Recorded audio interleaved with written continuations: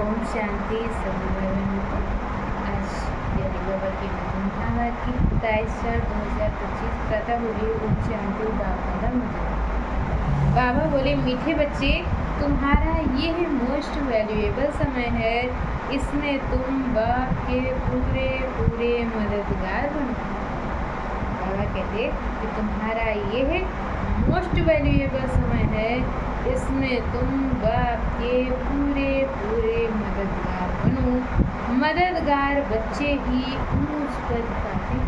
जो बाबा की मददगार बच्चे होते हैं वही ऊंच पद पाते हैं। प्रश्न है, सर्विसेबल बच्चे कौन सी बहानेबाजी नहीं कर सकते?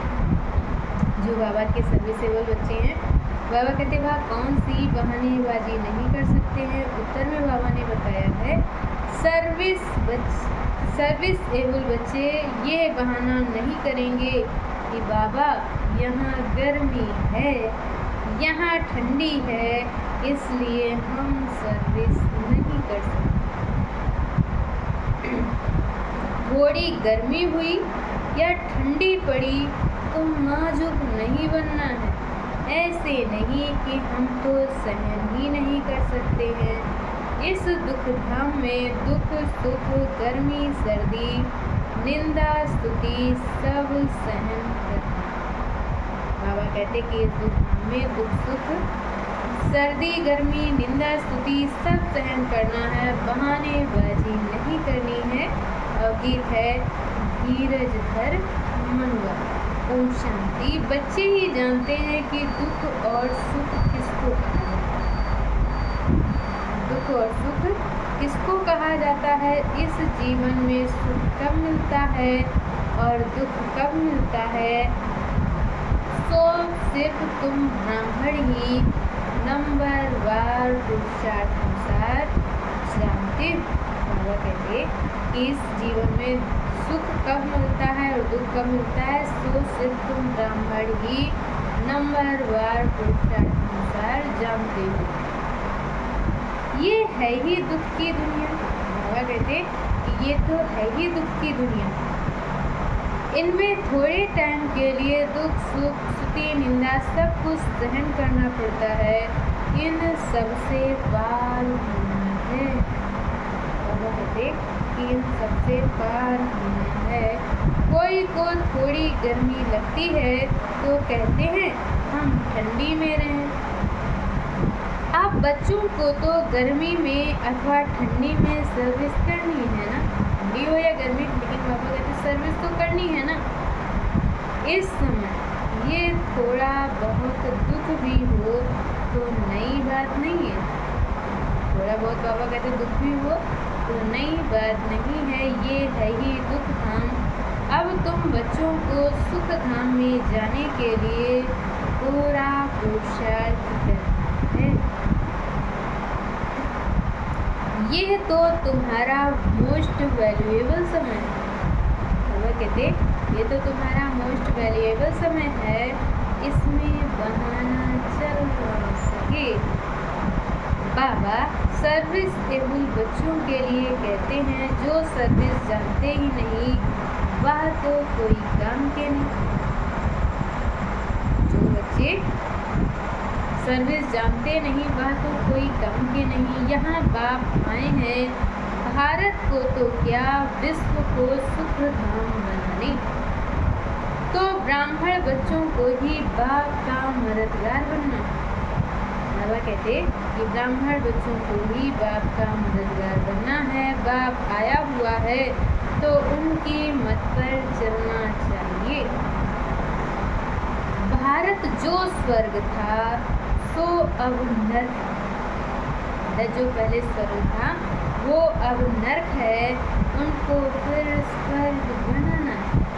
स्वर्ग जो था बाबा कहते लेकिन अब नर्क बन चुका है और फिर से उसको स्वर्ग बनाना है। ये भी अब मालूम पड़ा है कि सतयुग में इन पवित्र राजाओं का राज्य था, बहुत सुखी थे, फिर अपवित्र राजा भी बनते। ईश्वर अर्थ दान पुण्य करने से उनको भी ताकत मिलती। ईश्वर अर्थ दान पुण्य करते हैं तो को भी ताकत मिलती है। अभी तो है ही प्रजा का राज्य, अभी तो बाबा कहते है ही प्रजा का राज्य, लेकिन ये कोई भारत की सेवा नहीं कर सकते। भारत की अथवा दुनिया की सेवा तो एक बेहद का बाप ही करते हैं। भारत की सेवा अथवा दुनिया की सेवा तो एक बेहद का बाप ही करते हैं। अब बाप बच्चों को कहते हैं, मीठे बच्चे अब हमारे साथ मददगार बनो। कितना प्यार से समझाते हैं। देही अभिमानी बच्चे समझते हैं देह अभिमानी क्या मदद कर सकेंगे। बाबा कहते हैं जो बच्चे देही अभिमानी हैं वह समझते हैं, और जो देह अभिमानी वह क्या मदद कर सकेंगे, क्योंकि माया की जंजीरों में फंसे हुए हैं। अब बाप ने डायरेक्शन दिया है कि सबको माया की जंजीरों से, गुरुओं की जंजीरों से छुड़ा। बाप ने डायरेक्शन दिया है कि सबको माया की जंजीरों से, गुरुओं की जंजीरों से छुड़ा। ये तुम्हारा धंधा ही है। बाप कहते हैं मेरे जो अच्छे मददगार बनेंगे पद भी वह पाएंगे। बाप खुद सन्मुख कहते हैं मैं जो हूँ जैसा हूँ, साधारण होने के कारण मुझे पूरा नहीं जानते। मैं जो हूँ जैसा हूँ, साधारण होने के कारण मुझे पूरा नहीं जानते हैं। अच्छा, मीठे मीठे सिकिलधे बच्चों को माता पिता दादा का याद प्यार और गुड मॉर्निंग। रूहानी बाप की रूहानी और नमस्ते। हम रूहानी बच्चों की तरफ से रूहानी माता पिता दादा को याद प्यार नमस्ते और शांति गुड मॉर्निंग।